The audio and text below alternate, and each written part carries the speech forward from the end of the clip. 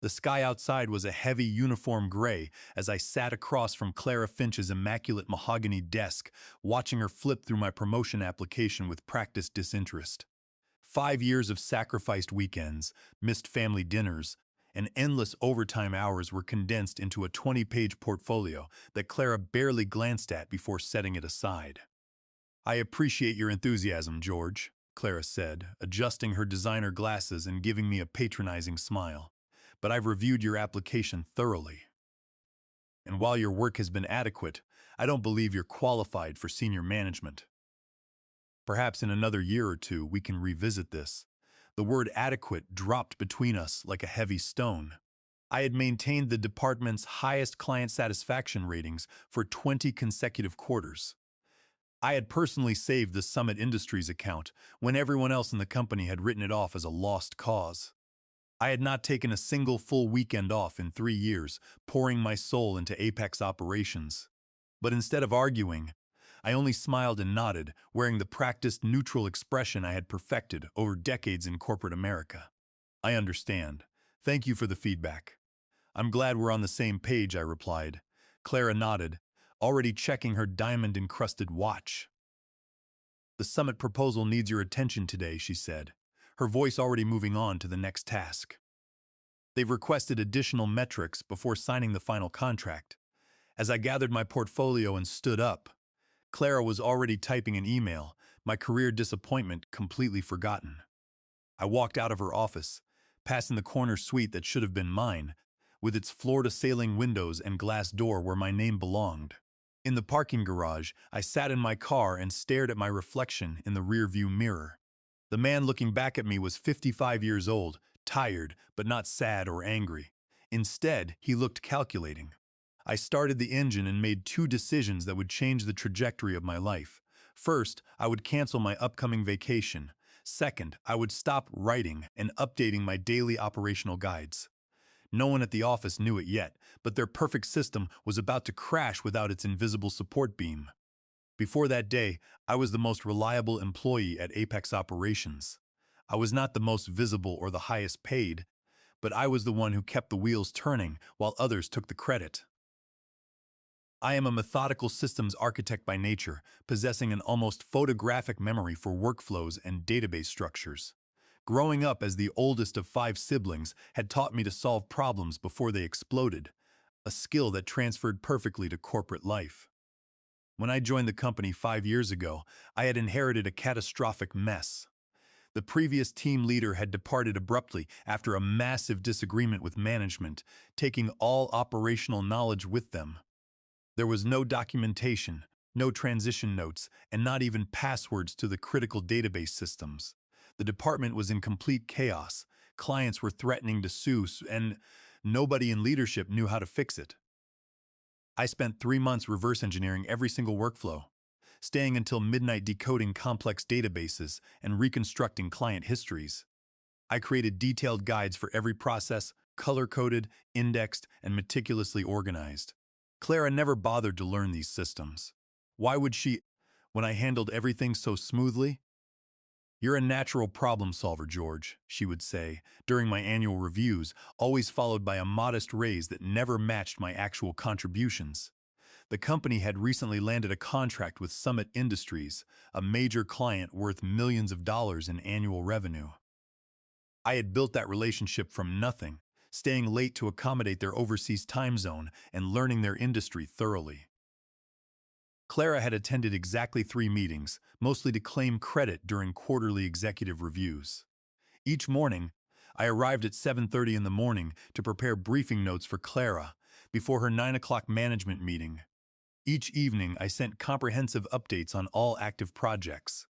In between, I put out fires before anyone noticed the smoke, but the morning after my rejected promotion, something changed inside me. I arrived at exactly 9 o'clock, not 7:30, not 8:45, but exactly 9. I drafted no briefing notes. I answered only the emails directly addressed to me and ignored the general threads. When a crisis erupted with a supplier, I directed it to the appropriate department instead of solving it myself as I usually did. By lunch, 3 colleagues had stopped by my desk with confused expressions. George, did you see the thread about the scheduling conflict? Asked Gary from accounts. Yes, I replied, continuing to type my routine report. He waited for me to offer a solution, shifting awkwardly when nothing came. So, can you fix it like you usually do? He asked. I looked up from my screen with a calm smile. That is actually under procurement's scope.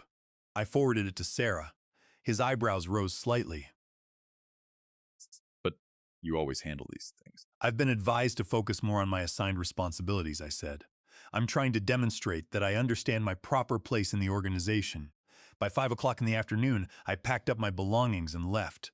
No extra hours, no taking my laptop home. On my drive, I canceled the cabin reservation for my upcoming vacation, the first real break I had planned in 3 years. Instead of being away, I wanted to be present for the system's inevitable collapse. That evening, my phone buzzed with work notifications. I silenced it and spent time with my 10-year-old daughter Lily baking chocolate chip cookies. As we laughed over the misshapen cookie dough, I felt a massive weight lifting from my shoulders. Dad, why are you home so early? Lily asked, licking batter from a spoon. I paused, considering how to explain corporate politics to a child. I decided my time was valuable, honey, and I wanted to spend more of it with you, she beamed. Can we do this tomorrow too? Absolutely, I promised, ignoring the phone vibrating insistently on the kitchen counter. By the next morning, the cracks were showing at Apex Operations. The Summit Industries client had requested urgent changes to their implementation plan, changes that only I understood how to make. Clara attempted to lead the response team, but she quickly became overwhelmed without my usual detailed briefings and shadow management. Where are the process notes for the Summit customizations? Clara demanded, appearing at my desk at 10:30 in the morning, her voice loud enough to draw glances from nearby cubicles. They are in the shared drive, I replied pleasantly, looking up from my monitor. Under client implementations, I mentioned it in last month's department meeting. There are hundreds of files there, Clara snapped, her frustration evident as she tapped her manicured fingers on the edge of my desk. Which one specifically? I pulled up the folder on my screen, showing her the directory structure. The master document is called Summit Industries Integration, Complete Process Documentation. It is organized by module with tabbed sections. Clara stared at the 200-page document with barely concealed horror. Can you just handle this directly? She asked, her voice tight. The client is waiting. I would be happy to, I replied with polite professional distance. But I have the quarterly compliance review this afternoon. I can get to the Summit customizations first thing tomorrow morning. Her face tightened. This cannot wait until tomorrow, she said, her heels clicking aggressively as she walked away without another word. Throughout the rest of the day, I watched the corporate machine struggle. Gary from accounts came by 3 more times, looking increasingly frantic because his invoices did not align with the system metrics. I politely showed him the user manual, but refused to do the reconciliation for him. In the past, I would have spent 4 hours fixing his errors just to keep the peace. Today, I worked only on my assigned data migration tasks, finishing them by exactly 5 o'clock. I shut down my computer, packed my briefcase, and walked out the door. The feeling of leaving on time was strange but liberating. That evening, I turned off all work notifications and took Lily to the park. My phone remained silent beside me on the bench as I watched her on the swings, her laughter carrying across the playground. For the first time in 5 years, I was fully present in my personal life. We walked home slowly, pointing out the different types of trees and talking about her school projects.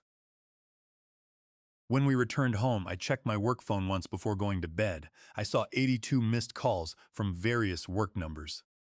The voicemails ranged from confused to desperate to furious. Clara's voice in the last voicemail was almost shrill, accusing me of abandoning the team during a critical launch. The Summit team was threatening to pull their multi-million-dollar contract. 3 core database systems had developed unexpected synchronization issues, all of which were documented in my guides, but nobody had bothered to read them. The quarterly compliance report due to the regulators was still incomplete and sitting in the shared folder untouched. I set the phone down, turned it off, and slept better than I had in years. The next morning, I arrived at precisely 9 o'clock in the morning. The office atmosphere had transformed overnight. Harried colleagues rushed between meeting rooms, and Clara was visible through her office glass, gesturing frantically on a video call. The regional director's assistant was pacing by the elevator banks, clutching a stack of folders. I settled at my desk and methodically organized my tasks for the day, opening my calendar and setting up my timeline. "Where have you been?" Gary hissed, appearing beside me with wild eyes. "Everything is falling apart. Clara has been trying to reach you since yesterday afternoon." "I left at 5, I replied calmly. "My work hours are 9 to 5 as specified in my employment contract. But the summit crisis, what about it?" Gary's mouth opened and closed. "They are threatening to walk. Nobody can figure out how to implement the changes they need, and the database is locked." I nodded thoughtfully. "That process requires special handling. It is all documented in the guide I created last year." "Nobody can make sense of your documentation without you explaining it," he almost shouted, his hands waving in the air. Before I could respond, Clara's assistant appeared. "George, emergency meeting in the conference room right now," she said, her voice shaking slightly. I gathered a notebook and a pen, walking unhurriedly to the conference room. Clara sat there with the regional director, Harvey Reynolds. Their faces were grim, folders and printouts spread across the table. "George," Harvey said, relief evident in his voice. "Thank goodness. We need your help with this summit situation." I sat down and placed my notebook on the table. "Of course, how can I assist?" Clara's face was tight with controlled fury. "Let's cut to the chase," she said. "What will it take for you to fix this?" "The promotion, it's yours." I tilted my head slightly. "That is a generous offer, Clara. But I've been contacted by a competitor. They've offered me a senior management position with a substantial salary increase. Apparently, they believe I am qualified." The room went silent. Harvey's eyes widened, while Clara's narrowed dangerously. "You're leaving?" Harvey asked. "When?" "I haven't accepted their offer yet," I replied. "I was taking the weekend to consider my options." "Name your price," Harvey said immediately. "Whatever they are offering, we will match it." I smiled politely. "It is not just about compensation. It is about recognition, respect, and opportunity." "The summit client specifically asked for you by name," Clara interjected. "You cannot possibly leave now." "Interesting," I said. "So did 4 other major accounts in the past month." I reached into my bag and placed a folder on the table. "Here is my 2 weeks' notice. I'll help with the transition as my contract requires." Clara reached for the folder, but Harvey was faster. He opened it, scanned the contents, then closed it decisively. "This won't be necessary," Harvey said firmly. "George, I would like to speak with you privately in my office." As I stood to follow him, Clara remained seated, her knuckles white against the polished table. I followed Harvey to his corner office, aware of the curious glances from my colleagues as we passed. The open-plan office had gone quiet, the usual hum of keyboards and murmurs replaced by a tense silence. Clara's assistant watched us walk past her desk with wide, worried eyes, clutching a stack of papers to her chest. The space was minimalist but impressive, with industry leadership awards lining one wall and floor-to-ceiling windows, offering a panoramic view of the bustling downtown skyline. A glass model of a suspension bridge sat on the corner of his desk, symbolizing structural stability. He gestured for me to sit in the leather chair across from his desk. "I've been watching your contributions for some time, George," Harvey said, folding his hands on his desk. "The situation with Clara concerns me deeply. This is the first I am hearing about your promotion being denied by Clara. Why didn't you come to me directly before this escalated?" "Chain of command," I replied simply, maintaining my steady posture. "Clara is my direct supervisor. Going over her head would have been inappropriate and would have created unnecessary friction in our department." He nodded slowly, processing my words. "Admirable, but perhaps misguided in this case. Tell me honestly, what would it take to keep you here?" I considered my words carefully, wanting to lay the groundwork for my strategic proposal. Recognition of my actual contributions, appropriate compensation, and a position where I can implement the strategies I've developed, instead of just executing someone else's flawed vision. "And there is one more thing, Harvey." I opened my notebook and pulled out a clean, printed document. "We need to discuss a serious compliance and legal issue that threatens the division." Harvey frowned, taking the paper from my hand. "What is this?" he asked, adjusting his posture. This is a copy of the intellectual property assignment agreement that was supposedly signed by me 3 months ago, transferring the rights of my proprietary database middleware to Apex Operations. I never signed this document. The signature on this page is a clear forgery, I explained calmly. Harvey's face went completely pale, his hands freezing. Are you certain? He asked, his voice dropping. Absolutely, I said. I spent 3 years before joining this company, developing this database middleware on my own personal time and using my own hardware. I wrote the entire system in Python and C++. I hold a registered federal copyright for the codebase, registration number, TXU 2,300,456. The temporary licensing agreement I signed with Apex Operations when I was hired explicitly stated that the code remained my personal property and was only leased to the company for basic daily operations. I discovered the forgery last week while preparing for our upcoming quarterly compliance audit. I was auditing the system access logs and found a newly uploaded file in the secure repository under a folder marked for executive bonuses and intellectual property assets. When I downloaded the document and examined the signature block, I saw my name. Upon zooming in using a digital image analysis tool, I could see that the line thickness was completely uniform, which is physically impossible for a signature written with a ballpoint pen. A real signature has variations in pressure and ink density. Clara had clearly copied the signature vector from a PDF of a holiday greeting card I had signed for the office 3 years ago, when we had all signed a card for her administrative anniversary. The dust speck on the scanner glass had created a tiny dot above the letter V in my last name, and that identical dot was present in the forged document. The file metadata showed the document was scanned and uploaded at 8 o'clock on a Tuesday evening from Clara Finch's personal office computer using her unique login credentials. Under California Penal Code Section 470, forging a signature on a financial or property contract is a felony, carrying significant legal penalties. Because this document was forged, the entire assignment is void ab initio, meaning it is completely void from the beginning under contract law. Furthermore, because Apex Operations has packaged my proprietary middleware into the Summit Industries implementation, the company is currently in direct violation of federal copyright law under Title 17 United States Code. Section 106.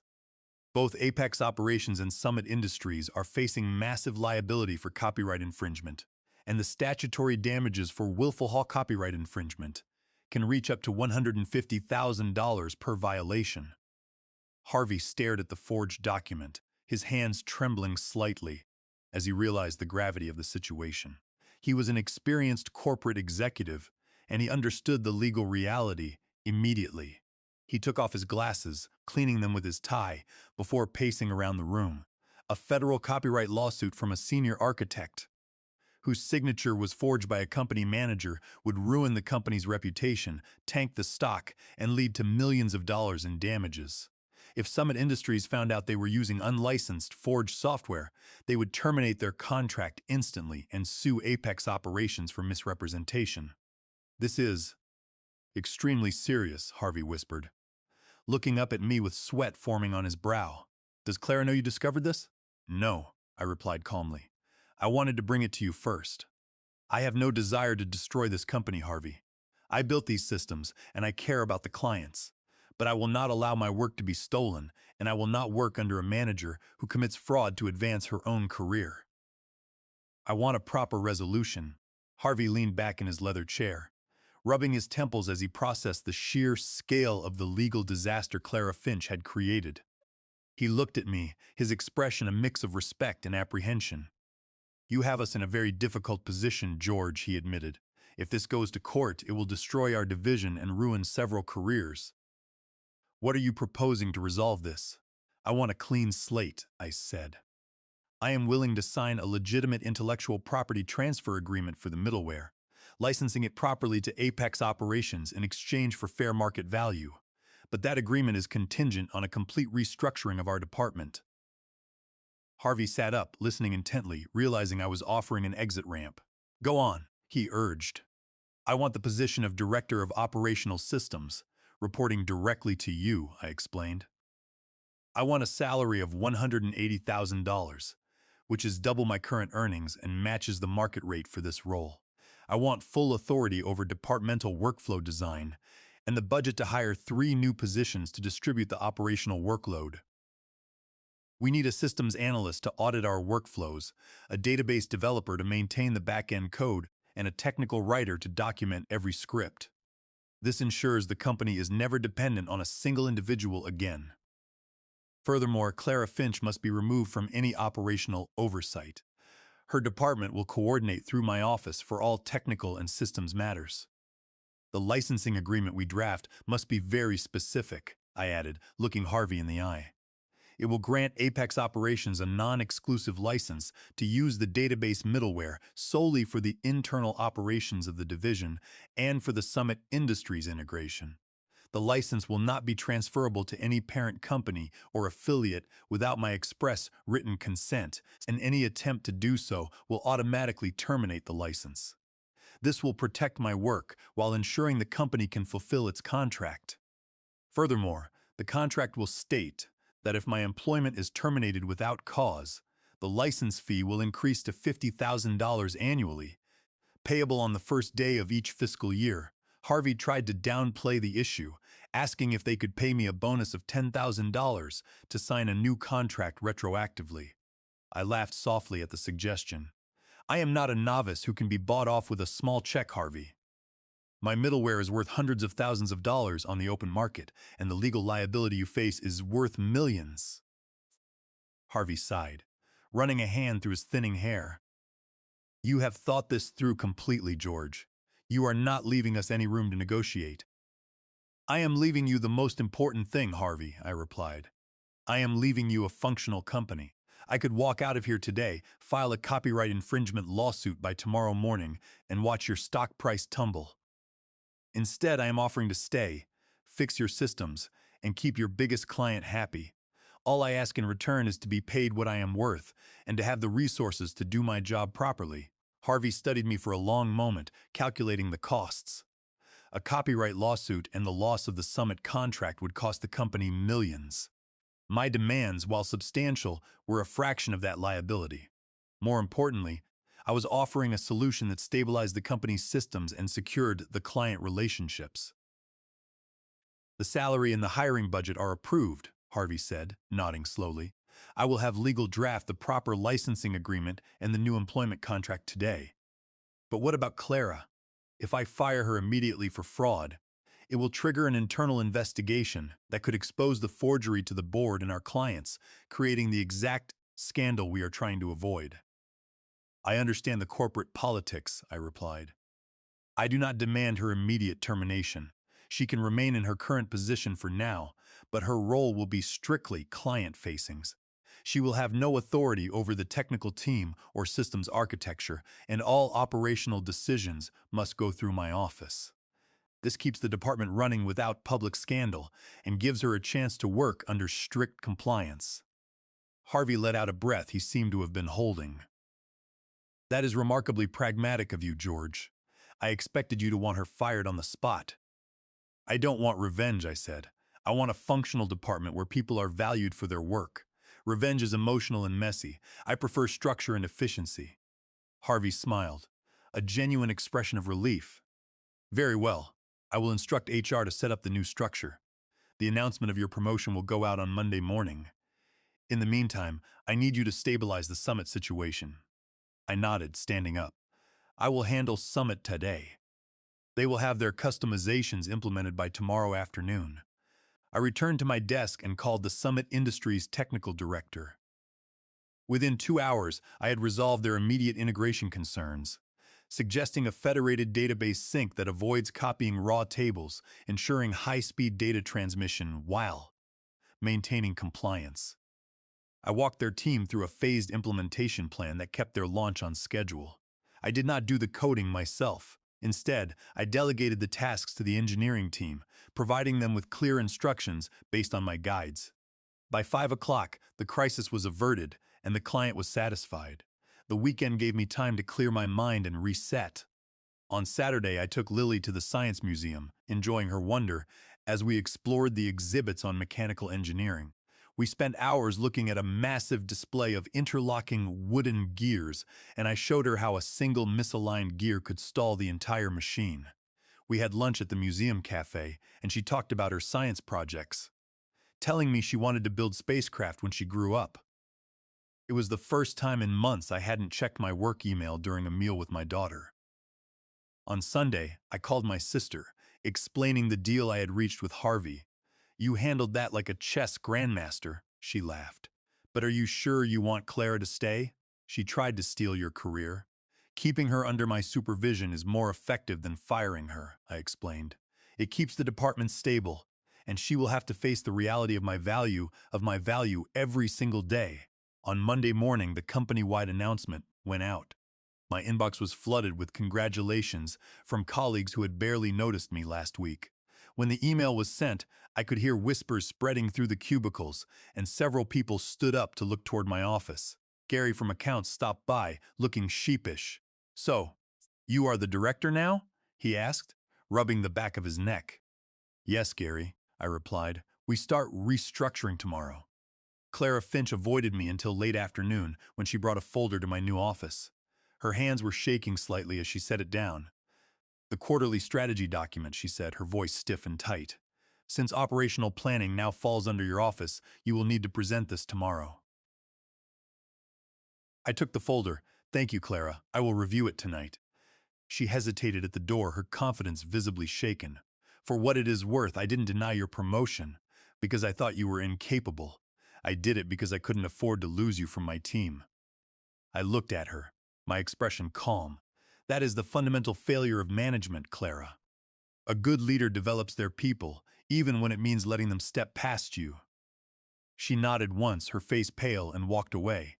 During the first month, we focused on cleaning up the accumulated technical debt. My new database developer, whom I had promoted from an administrative role, spent 2 weeks auditing the server logs and resolving the bottleneck issues that had caused the database locks. She created an automated script that optimized query paths and prevented database deadlocks, which reduced our server response times by 60%. Meanwhile, the systems analyst redesigned our ticketing system, creating an automated routing protocol that sent technical issues directly to the engineers rather than letting them pile up in Clara's email inbox. By the third month, the results were undeniable. The division's operational efficiency had increased by 45%, and our team had cleared a backlog of support requests that had been pending for over a year. The technical writer had completed a comprehensive documentation library for all core systems. Every workflow, script, and API integration was now fully documented, color-coded, and stored in a secure internal database. The department was no longer dependent on any single individual, including myself. If I took a vacation, the systems would keep running smoothly because the team had the knowledge and the resources to manage them.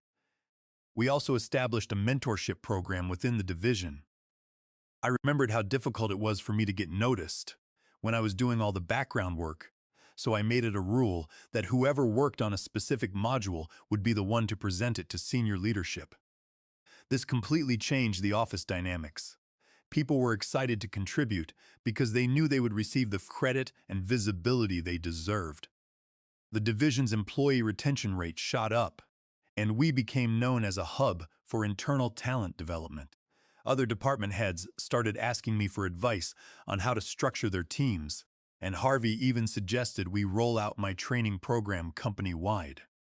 The division's employees were no longer stressed or burned out, and the constant crises that had characterized our daily lives under Clara's operational management were replaced by a calm, methodical routine. Over the next 3 months, my new team transformed Apex operations. Clara and I maintained a professional relationship, free from the operational details she never understood. She focused on client relations and performed well, while my team managed the systems. 6 months later, Apex Operations was recognized as the top-performing division in the region. The Summit contract expanded, adding 3 new service lines. On a quiet Friday afternoon, as I packed my bag to leave at exactly 5, Harvey stopped by my office. "The board just approved your promotion to vice president," he said, smiling as he shook my hand. "It was a unanimous vote, and Clara actually wrote the strongest recommendation. I smiled, feeling a quiet sense of accomplishment. The victory wasn't about revenge. It was about creating a system where competence could no longer be hidden, and where talent was recognized and given the room to rise. If you have ever felt invisible in your workplace, remember that the skills making you indispensable are your greatest assets. Do not wait for others to see your worth. Build it so clearly that denying it becomes impossible.